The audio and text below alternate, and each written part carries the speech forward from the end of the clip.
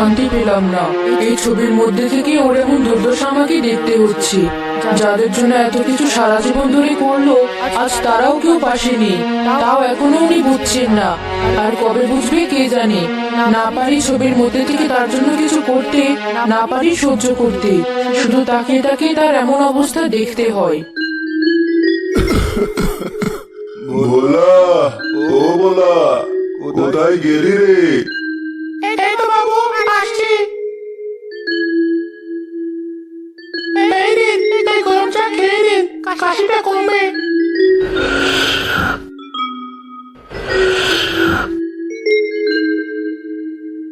আপনি একটু বসুন, আমি ডাক্তার বাবুকে ডেকে নিয়ে আসছি। আরে না, তার আর দরকার নেই। ডাক্তার এসেও যা, না এসেও তাই। আমার শরীর আর ভালো হবার নয় রে। তুই এত এদিক ওদিক ছোটাছুটি করিস না বাপু। তুই ছাড়া তো আমার পাশে এসে বসার মতো আর কেউ নেই। আর তুই না থাকলে আমার ভালোও লাগে না। অত কাজ করতে হবে না তো। তুই আমার কাছে থাক, আর বেশি দরকার হলে আরো একটা কাজের মানুষ নিয়ে আয়। তার দরকার নেই বাবু, কাজের ফাঁকে যতটা সময় পাই সবটাই আমি আপনার পাশে থাকার চেষ্টা করি। আগে তো মাঝে মাঝে বাড়ি যেতাম, এখন আর তাও যাই না। হ্যাঁ, তা তো আমি জানি। তোকে যে বলেছিলাম আমার ছেলে আর মেয়ে একটু খবর পাঠাতে, তারা যেন আমার কাছে একটু আসে। তা পাঠিয়েছিস? হ্যাঁ বাবু, পাঠিয়েছি। বলেছে কাজে ব্যস্ত আছে, তারা সময় পেলেই চলে আসবে। কবে যে আর তাদের আসার সময় হবে কে জানে। বাবু, দুপুরের খাবার রান্না করতে হবে, আপনি এবার বসুন। ঠিক আছে, একটু বারান্দায় গিয়ে বসি। এই ঘরে থাকতে থাকতে মনটা কেমন বিষিয়ে উঠেছে। জমিদার বাবুকে কি করে বলি তার ছেলে মেয়েরা এমুখ হতে চায় না, তারা নানা অজুহাত দেখায়। সেসব বললে তো জমিদার বাবু অনেক কষ্ট পাবে, আরো বেশি অসুস্থ হয়ে পড়বে।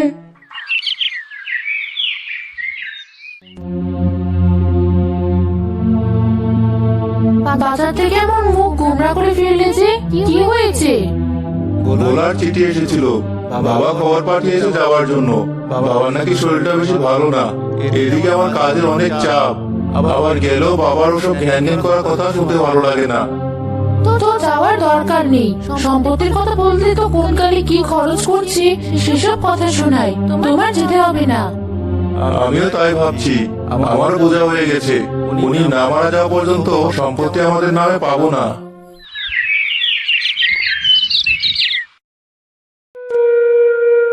সঞ্জা, বাবা চিঠি এসেছে, যেতে বলেছেন একবার।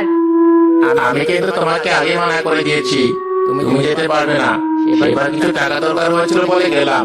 তোমার বাবা বললেন তার কাছে নাকি টাকা পয়সা কিছু নেই।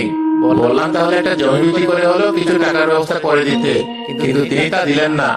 কবে কি দিয়েছেন আরো সেসব কথা শুনিয়ে দিলেন।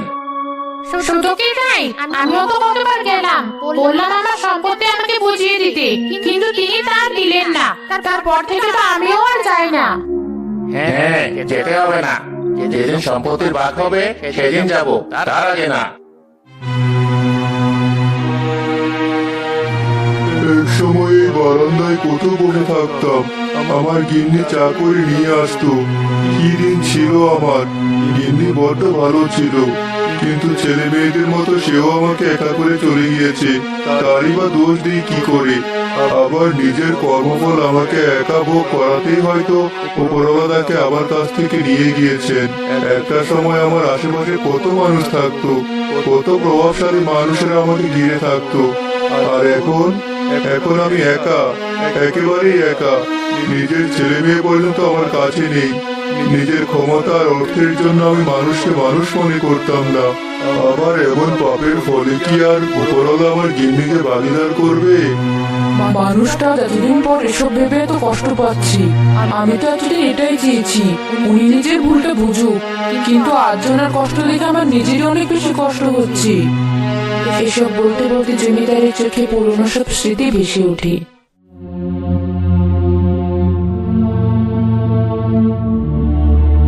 হাতে এসব কিসের কাগজ, আর বাইরে লোকজন এমন হাহাকার করছে কেন? তা ওই গরিবের বাচ্চারা হাহাকার করবে না, তো কি আমার মতো জমিদার আর তোমার মতো জমিদারকে নিয়ে হাহাকার করবে? কি হয়েছে সেটা তো বলবে নাকি? আরে ফকিরগুলো সময় মতো খাজনা দিতে পারে না, তাই জমি সব নিয়ে নিয়েছি। ওদের মতো ফকিরদের চাষ করতে হবে না, খাজনা দিতে পারবে না, আবার বড় বড় কথা বলবে।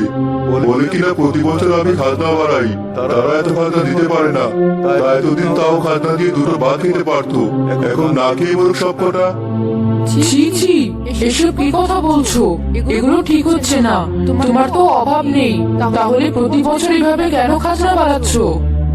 গিন্নি, তুমি পাগল হয়ে গেছো নাকি বলো তো? সব বলো। আমার ছেলেকে বিদেশ পড়াতে পাঠাতে হবে, মেয়েকে উচ্চ বংশ থেকে বিয়ে দিতে হবে, তার জন্য টাকা লাগবে, বুঝলে? টাকা লাগবে। আর খাজনা না বাড়ালে আমি কি করে চলবো, সে কথা তুমি ভাবলে না? মানুষকে এভাবে কষ্ট দিয়ে সে টাকা এনে নিজের ছেলে মেয়েকে ভালো রাখা যায় না, আর নিজেও ভালো থাকা যায় না। থামো, নিজের ছেলে মেয়েরাই সব, বুঝলে? বুড়ো বয়সে তখন তো তারাই আমাদের দেখবে। তুমি এসব নিয়ে আমার সাথে কথা বলো না। রহিম, এই রহিম। হ্যাঁ বাবা, বলো কি হয়েছে? তোর বিদেশে পড়তে যাওয়া সব টাকার ব্যবস্থা হয়েছে, এবার তুই নিশ্চিত হয়ে বিদেশে পড়তে যাবি। ছেলেকে বিদেশে পড়তে পাঠাবে, তাতে আমার কোনো কষ্ট নেই, কিন্তু গায়ের মানুষকে তো কষ্ট দিয়ে তুমি ঠিক করলে না। গিন্নি, তোমাকে তো আমি বলেছি এসব নিয়ে আমি তোমার সাথে কথা বলতে চাই না। আর একটা কথা তোমাকে বলতে ভুলে গেছি, আগামী সপ্তাহে শুক্রবার আমাদের মেয়ে লতার বিয়ে। কাল থেকে বিয়ে সব আয়োজন শুরু হবে।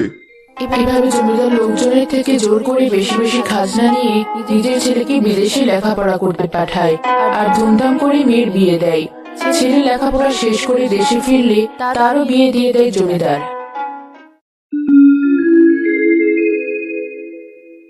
বাবা, আমার শহরে চাকরি হয়েছে, তোমাদের বৌমাকে নিয়ে এখন থেকে সেখানে থাকবো আমি।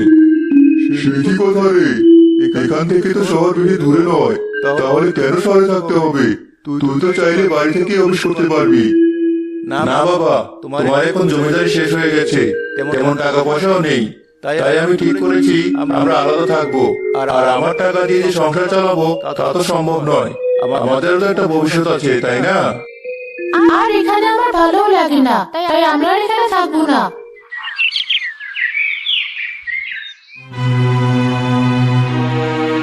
চলে গেল তো, সে একা করে দিয়ে চলে গেল।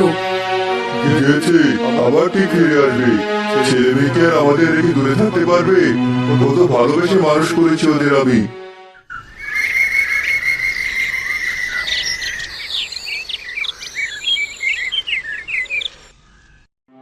আজ কতদিন হয়ে গেল, ছেলে মেয়ে দুটো আর কোনো খোঁজই তো নেয় না। হয়তো ওরা ব্যস্ত আছে, তাই খোঁজ নেওয়ার সময় পায় না। পেলে ঠিকই আসবে। এভাবে বছর পেরিয়ে যায়, কিন্তু তাদের ছেলে মেয়েরা তাদের তেমন কোনো খোঁজ নেয় না। একদিন হঠাৎ জমিদার গিন্নিও মারা যায়।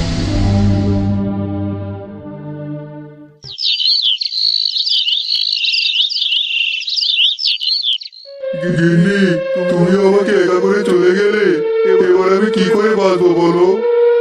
আমি তোমাকে ছেড়ে চলে যাইনি, এই দেখো ছবির মধ্যে আমি আছি। তোমাকে রেখে কি করে চলে যাব আমি?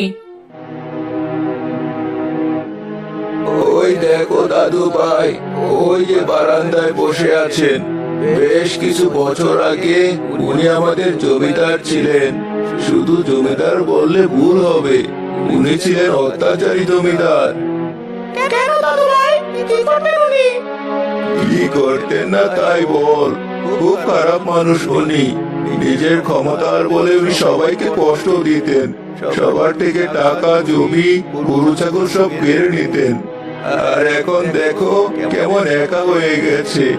আমরা কষ্ট করে ছেলে মেয়ে মানুষ করে এখন ঠিকই তাদের সাথে সুখে আছি, আর ওনাকে দেখো কেমন একা, কেউ নেই ওনার। ছেলে মেয়ে কেউ দেখে না ওনাকে। এত বড় বাড়ি, এত সম্পত্তি, কিন্তু কেউ ওনাকে দেখার মতো নেই।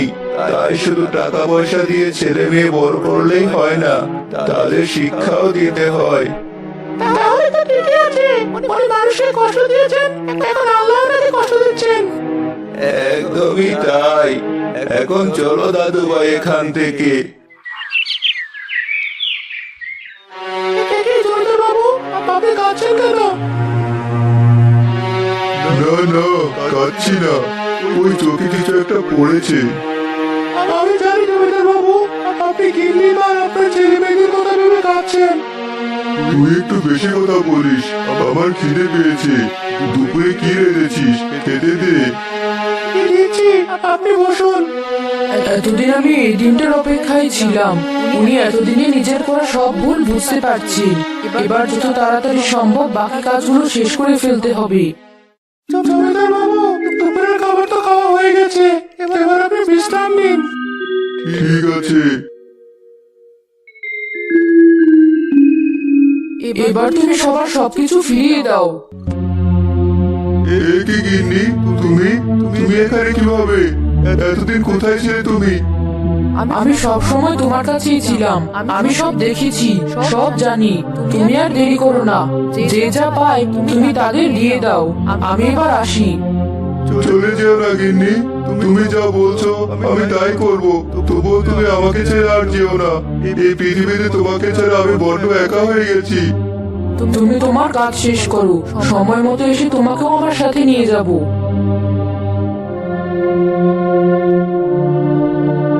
ভোলা, আমার ছেলে মেয়ে আর গ্রামের সকলকে খবর দে। কাল সবাইকে আমার বাড়িতে আসতে বল। আমার সম্পত্তি কাল ভাগ হয়ে যাবে। ঠিক আছে জমিদার বাবু, আমি সবাইকে খবর দিয়ে দিচ্ছি।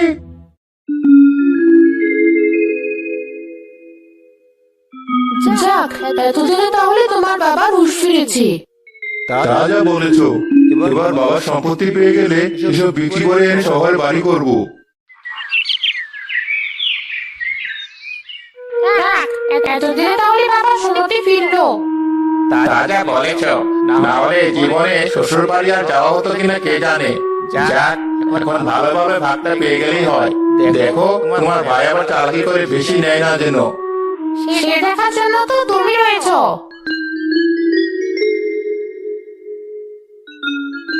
বাবা, জমি ভাগ হবে আমাদের। তা তুমি পুরো গ্রামবাসীকে কেন ডেকেছো? দরকার আছে তাই ডেকেছি। চুপ করে বসে থাক এখানে। এখানে যে কাগজগুলো রয়েছে, নাম ডেকে ডেকে যার যারটা তাদের দিয়ে দাও দেখি। রহিম সবার কাগজ সবাইকে দিয়ে দেয়।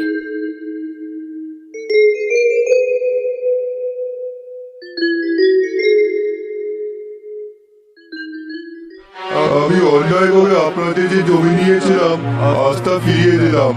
আমাকে আপনারা দয়া করে ক্ষমা করে দিবেন।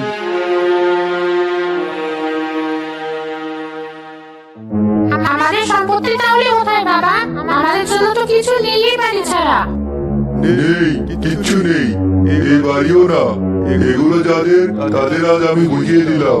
আর এই বাড়ি আমার ছিল, কিন্তু এটা আমি ভোলাকে দিয়ে দিয়েছি। কারণ যে সময় আমার ছেলে মেয়েদের আমার পাশে থাকার কথা ছিল তারা আমার পাশে ছিল না। তাই যে ছিল আমি তাকে তা দিয়ে দিয়েছি। গিন্নি, আমি আমার দায়িত্ব শেষ করেছি। এবার তুমি আমাকে নিয়ে যাও তোমার কাছে। হঠাৎ জমিদার মারা যান। বাবা, ও বাবা, কথা বলো। আমরা আমাদের ভুল বুঝতে পেরেছি বাবা। আমরা তো অন্যায় করেছি, আমাদের প্রায়শ্চিত্ত করতে দাও। তুমি আমাদের এভাবে ছেড়ে যেও না। জমিদারের ছেলে মেয়ে নিজেদের ভুল বুঝতে পারে। তারা একটি বৃদ্ধাশ্রম খুলে, যার নাম হয় জমিদারের আবাসস্থল।